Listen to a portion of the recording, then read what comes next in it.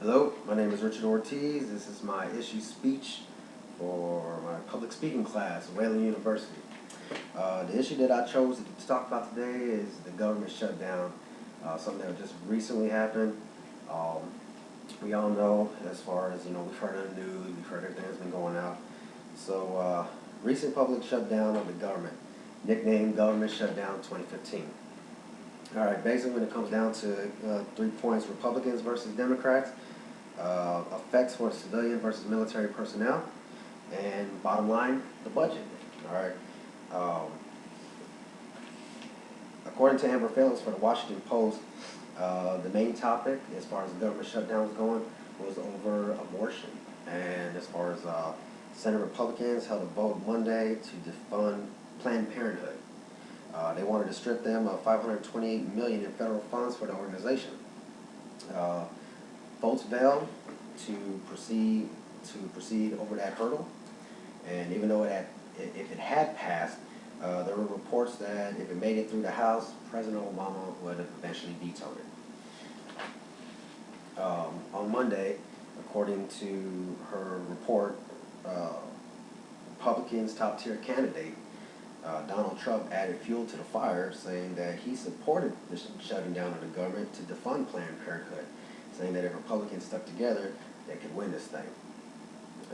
Anti-abortion activists, demand another shot at defunding the Planned Parenthood. So everybody's getting into this. We all know that everybody's going to have a say.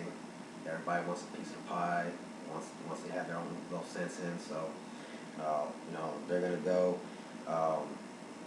Basically, they came to a temporary decision to keep the government open and continue discussions until December 11th.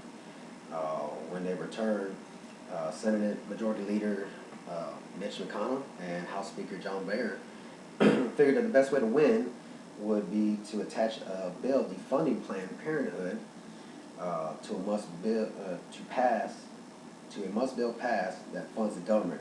This basically is what happened back in 2013 when they tried to defund Obamacare, an effort that failed, leading to a shutdown for more than 2 weeks.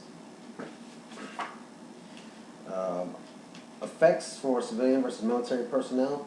I can actually give a few examples from personal experience. I myself, even though I'm military, I am a civilian government employee.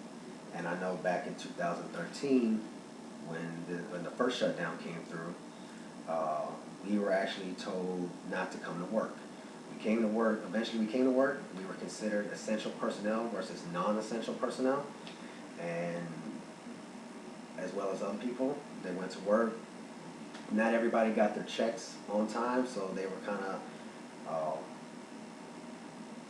reprimanded, as far as, not reprimanded, but their paychecks were on hold for a while, but they were mandatory to return to work, and basically they work for free.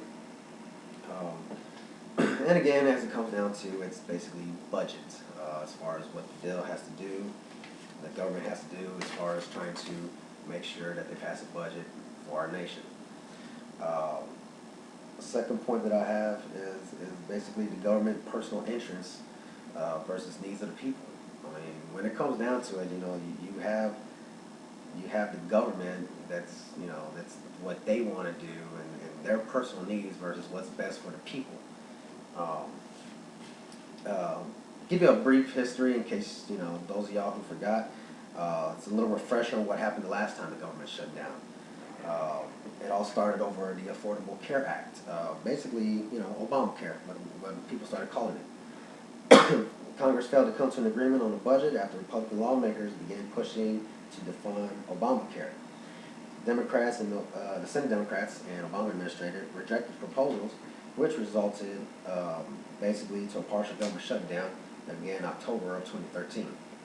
Now, for those of y'all who don't know everything that happened, we'll list a couple of effects that in the result of the shutdown. So nearly 8,000 federal employees were out of work without pay. 1 million other worker employees had their checks delayed.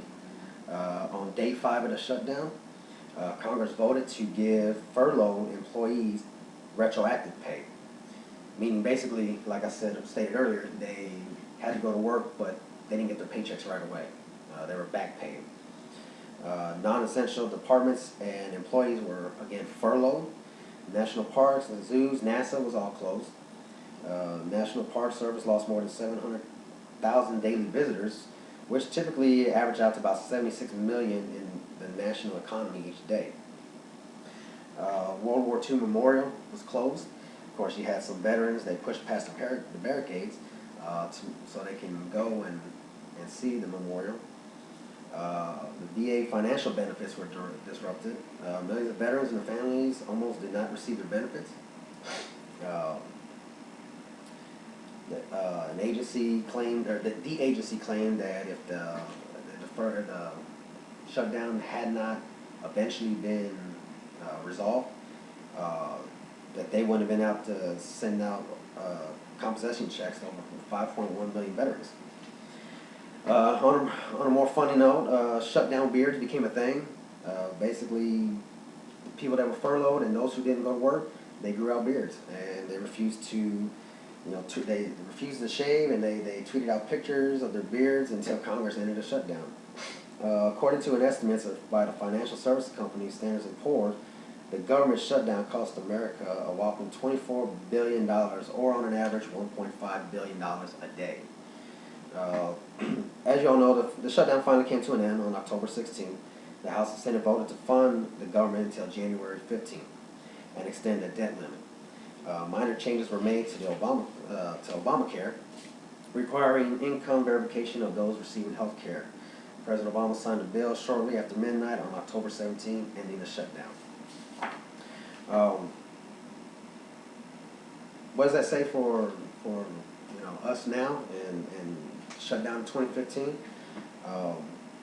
If we go through another shutdown, it could happen again. The same results and things that just happened that I just read from 2013 could possibly happen again. Only this time on a more serious note. There's an old saying that history is important, and if we fail to learn from history, we're doomed to repeat it. And luckily for us, as of right now, as it stands, they were actually able to come up with a somewhat solution to not shut down in October, but they will resume meetings again in December.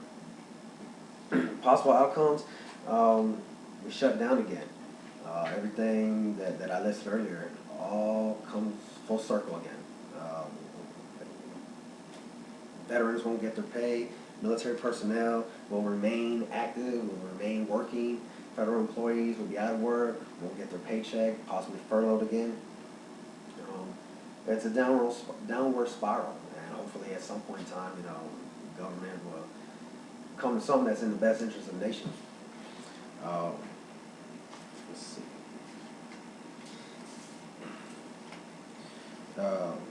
One of the things I did, as far as this year goes, like I was saying earlier, they came to a conclusion, according to the Washington Post. With hours to spare on the last day of the fiscal year, Congress averted the government shutdown on Wednesday by approving temporary spending measures to keep federal agencies operating through the 11th, as stated earlier.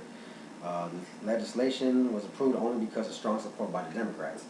The House has voted 257 to 151, with 186 Democrats and 91 Republicans favored. Side note, all the no votes were by Republicans. In the last day of the fury, House Republicans on Wednesday adopted another resolution to cut off government financing to Planned Parenthood. The resolution was to be sent to the Senate, where Democrats more likely are going to block it. Now, as far as an eventual solution and a compromise, we all know what needs to happen. Okay, Democrats, Republicans, Senate, the House, even the President, they all need to come together and figure out what is best for the nation and best for the people, and not their own personal interest. That is basically my personal opinion. I know they're all worried about what they want, their Democrats' needs or wants versus the Republicans' needs and wants. As far as I've known and I've studied government politics, they're never going to agree on anything. One part wants something, the other part wants something. and they can never agree on it. Again, like before, we don't learn from our past. We're doing it repeated.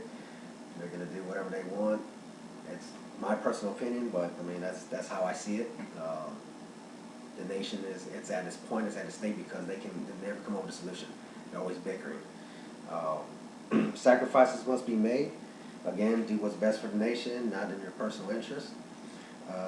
Possible solution would be just a compromise. You know, the Democrats wants versus the Republicans wants. I mean, they can all get what they want if they compromise and make the numbers work. According to USA Today, Congress gears up for another major talk at the White House. Congress leaders plan to meet with Obama to try to set federal budget levels for 2016-2017 and prevent another shutdown. We'll see how it plans out. You know, next year is right around the corner. For those of y'all who are in the military or even federal employees, we're all holding our breaths and we're all going to see how it comes out to play.